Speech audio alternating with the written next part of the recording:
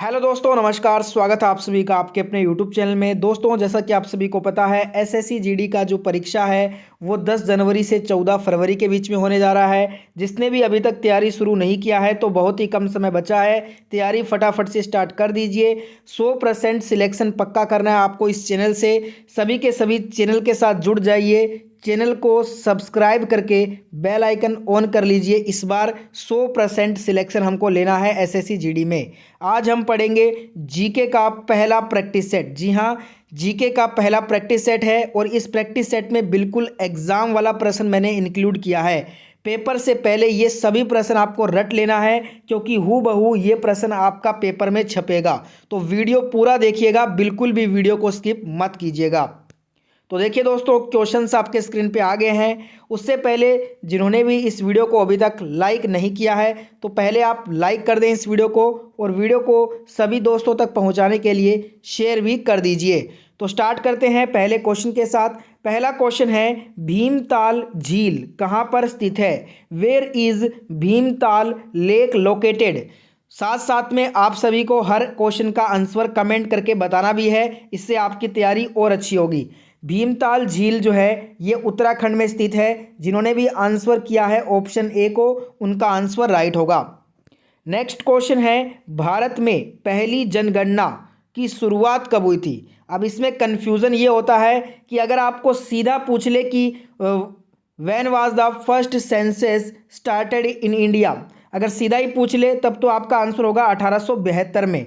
और ये किसके कार्यकाल में हुई थी? तो ये हुई थी लॉर्ड मेयो के कार्यकाल में। अगर आपसे पूछ ले कि पहली नियमित जनगणना कब हुई थी भारत में, तो नियमित रूप से हुई थी 1881 में, और ये हुई थी लॉर्ड रिपन के कार्यकाल में। ठीक है। और तीसरा क्वेश्चन बनता है कि स्वतंत्र भारत की पहली जनगणना कब हुई थी? तो वो हुई थी 1951 में। ठीक है। ये तीनों क्वेश्चन बनते हैं और बार बार पूछे जाते हैं।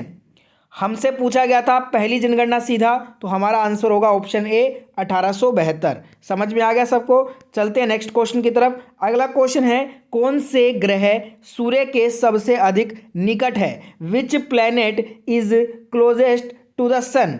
देखिए, सबसे जो निकट है ना, अधिक निकट जो ग्रह है सूर्य के, वो है मर्क्यूरी, बुध प्लैनेट। ऑप्शन यहाँ पे सी जो भी आंसर कर रहे हैं उनका आंसर बिल्कुल सही है। और एक और चीज़ आपको बता दूं, बुध और शुक्र, मर्क्यूरी और वीनस, ये दो ऐसे प्लैनेट हैं जिनका कोई भी उपग्रह नहीं है। ये भी बात याद रखिएगा। अगला क्वेश्चन है, पीएसएलवी का पूर्ण रूप क्या होता है? What is the full form of PSLV? PSLV का फुल फॉर्म होता है पोलर सैटेलाइट लॉन्च व्हीकल।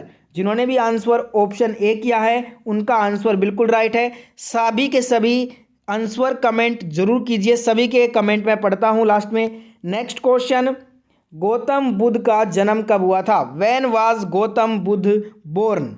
ये क्वेश्चन भी एग्जाम में बहुत बार आता है। देखिए, गौतम बुद्ध का जन्म हुआ था 563 ईसा पूर्व में। अब कहाँ पे हुआ था? लुम्बिनी गांव, नेपाल में इनका जन्म हुआ था। अब इनका जन्म अगर पूछ लिया है तो इनका मृत्यु भी आ सकता है। इनका मृत्यु 483 में हुआ था, और ये इनका जो मृत्यु है वो कुशीनगर में हुआ था। नेक्स्ट क्वेश्चन पूछा गया कि टोक्यो किस देश की राजधानी है? Tokyo is the capital of which country? Tokyo की बात हो रही है तो सभी को आंसर करना है जापान। ऑप्शन ए जिन्होंने भी आंसर किया है उनका आंसर बिल्कुल राइट है। नॉर्वे की जो है ना कैपिटल क्या हो जाएगी? नॉर्वे की हो जाएगी ओस्लो। मिस्र की हो जाएगी काहिरा, और ब्रिटेन की हो जाएगी London. Next question, Mother Teresa को भारत रत्न कब दिया गया है? When was the Bharat Ratna given to Mother Teresa? अब इनको 1979 में क्या दिया गया था? पीस में नोबेल प्राइज़ दिया गया था, शांति का नोबेल पुरस्कार। और उसके एक साल बाद ही भारत देश ने भी इनको अपना सर्वोच्च नागरिक पुरस्कार भारत रत्न से नवाजा। तो हमारा आंसर होगा ऑप्शन सी। अगला क्वेश्चन, रविंद्रनाथ टैगोर द्वारा रचित जन गण मन को राष्ट्रगान के रूप में कब स्वीकार किया गया? When was Jana Gana Mana composed by Rabindranath Tagore expected as the national anthem? तो इसे स्वीकार किया गया था राष्ट्रगान के रूप में 24 जनवरी 1950 को। जिन्होंने भी आंसर ऑप्शन ए किया है उनका आंसर बिल्कुल सही है। अगला क्वेश्चन आपके स्क्रीन पे, भारत का वित्तीय वर्ष कब से प्रारंभ होता है? The financial year of India starts from 1 अप्रैल, 1 अप्रैल से 31 मार्च तक जो है ना भारत का जो है वो फाइनेंशियल ईयर यानी कि वित्तीय वर्ष होता है। ऑप्शन बी राइट आंसर होगा। नेक्स्ट क्वेश्चन देखते हैं, गुरुमुखी किस भाषा की लिपि है? Gurmukhi is the script of which language? Gurmukhi की बात हो रही है तो ये पंजाबी भाषा की लिपि है। ऑप्शन बी जिन्होंने भी आंसर किया है उनका आंसर बिल्कुल सही है। हिंदी भाषा की लिपि क्या होती है? तो आप कहोगे होती है देवनागरी। ठीक है, ये भी क्वेश्चन बार बार आता है। नेक्स्ट क्वेश्चन देखिए, भारतीय थल सेना के केंद्रीय कमान का मुख्यालय कहाँ पे है? Where is the headquarters of the central command of the Indian army located? जो भारतीय थल सेना का केंद्रीय कमान है इसका मुख्यालय आपको देखने को मिलेगा लखनऊ शहर में। तो जिन्होंने भी आंसर ऑप्शन बी किया है उनका आंसर यहाँ पे बिल्कुल करेक्ट होगा। अब पुणे में जो है ना वो है दक्षिणी कमान का मुख्यालय, उधमपुर में है उत्तरी कमान का मुख्यालय और पूर्वी में जो है वो है आपका कोलकाता में है पूर्वी कमान का मुख्यालय। ठीक है, तो ये तीनों आपको साथ में याद रखने हैं। Next question, Fort William college की स्थापना कहाँ हुई? Where is Fort William college established? फोर्ट विलियम कॉलेज की स्थापना कोलकाता में हुई थी। जिन्होंने भी आंसर ऑप्शन बी किया है उनका आंसर यहाँ पे बिल्कुल करेक्ट होगा। दोस्तों, अगर आपने अभी तक इस वीडियो को लाइक नहीं किया है तो फटाफट से पहले आप इस वीडियो को लाइक कर दें। लाइक करने के साथ इस वीडियो को आप शेयर भी कर दीजिए अपने सभी दोस्तों तक इस वीडियो को पहुंचाने के लिए। और जिन्होंने भी अभी तक चैनल को सब्सक्राइब नहीं किया है तो रोज़ाना ऐसी वीडियो देखने के लिए चैनल को सब्सक्राइब करके बेल आइकन ऑन कर लीजिए, क्योंकि यहाँ पे आपको जो क्वेश्चन करवाया जाता है हूबहू वैसा क्वेश्चन आपको पेपर में देखने को मिलता भी है। नेक्स्ट क्वेश्चन है, कैबिनेट मिशन किसके समय में भारत पहुंचा था? In whose time the Cabinet Mission reached India? Cabinet Mission की बात हो रही है तो ये लॉर्ड वेवल के समय भारत पहुंचा था। तो जिन्होंने भी आंसर किया है ऑप्शन बी को उन सभी का आंसर बिल्कुल सही है। नेक्स्ट क्वेश्चन इज, मथुरा किस नदी के किनारे स्थित है? Mathura is situated on the bank of which river? Mathura है यमुना नदी के किनारे। ऑप्शन बी राइट आंसर होगा। यमुना नदी के किनारे 3 प्रसिद्ध शहर स्थित हैं। एक हो गया मथुरा, दूसरा है दिल्ली और तीसरा है आगरा। ये 3 प्रसिद्ध जो शहर हैं वो यमुना नदी के किनारे ही स्थित हैं, याद रखिएगा। अगला क्वेश्चन, 1924 में गांधी जी एकमात्र कहाँ से कांग्रेस के अध्यक्ष बने थे? From where did Gandhi ji became the only Congress president in 1924? आप सभी को याद आ रहा होगा कर्नाटक का बेलगांव अधिवेशन, जो कि एकमात्र कांग्रेस का अधिवेशन था जिसकी अध्यक्षता गांधी जी के द्वारा की गई थी। ठीक है, तो कर्नाटक आपका यहाँ पे राइट आंसर हो जाएगा। नेक्स्ट क्वेश्चन देखिए, लोथल किस राज्य में है? In which state is Lothal located? Lothal की बात हो रही है तो जो भी आंसर कर रहे हैं गुजरात के साथ तो उनका आंसर यहाँ पे बिल्कुल राइट होने वाला है। नेक्स्ट क्वेश्चन देखिए, वेदों की संख्या, बहुत ही आसान क्वेश्चन, बहुत बार इजी क्वेश्चन आते हैं एग्जाम में। How many Vedas are there? तो यहाँ पे टोटल 4 वेद हैं हमारे, ऋग्वेद, यजुर्वेद, अथर्ववेद और सामवेद, जिसमें सबसे प्राचीनतम है आपका ऋग्वेद। ठीक है, नेक्स्ट क्वेश्चन की तरफ बढ़ते हैं। फिर अगला क्वेश्चन देखिए, चंद्रगुप्त मौर्य ने अपने जीवन के अंतिम समय में कौन सा धर्म अपनाया था? विच religion did Chandragupta Maurya adopt in the last time of his life?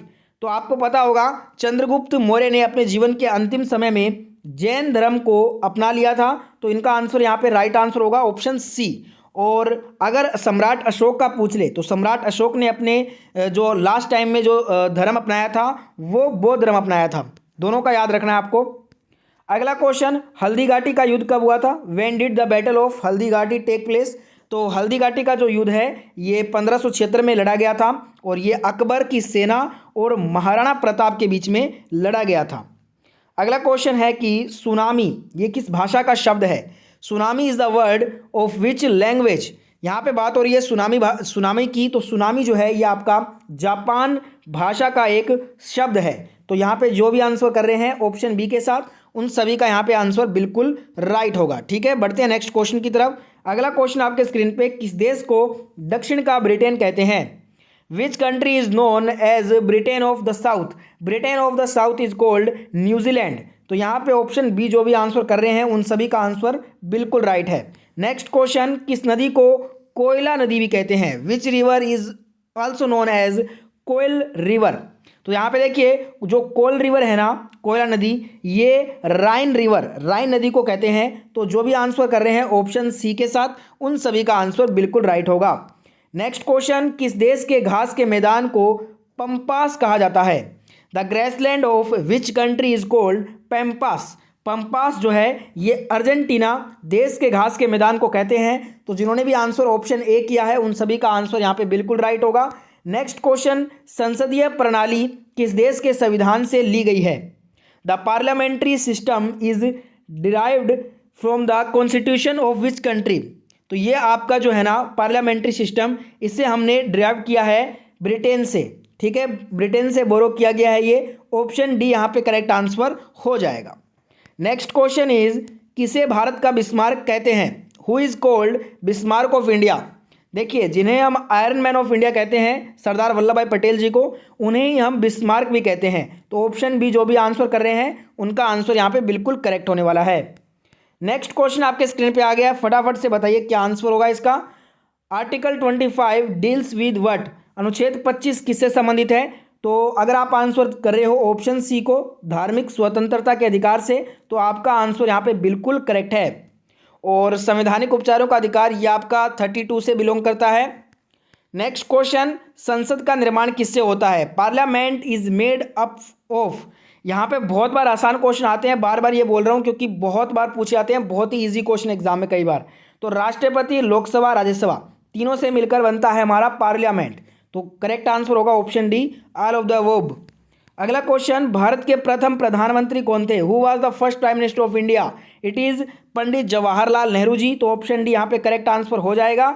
और first women prime minister of India is Indira Gandhi, ये भी याद रखिएगा। नेक्स्ट क्वेश्चन, राज्यपाल की पदावधि कितने वर्षों की होती है? How many years is the governors term of office? तो ये 5 ईयर्स की होती है। ऑप्शन है यहाँ पे राइट आंसर हो जाएगा। किसे अर्थशास्त्र का पिता कहते हैं? Who is called the father of economics? तो इकोनॉमिक्स जो है ये फादर ऑफ इकोनॉमिक्स, ये एडम स्मिथ को कहा जाता है। तो जो भी आंसर ऑप्शन ए किए हैं उनका आंसर यहाँ पे बिल्कुल राइट होगा। और आज का होमवर्क भी ले लीजिए, इसका आंसर आप सभी को कमेंट करके बताना है। योजना आयोग के पदेन अध्यक्ष कौन होते हैं?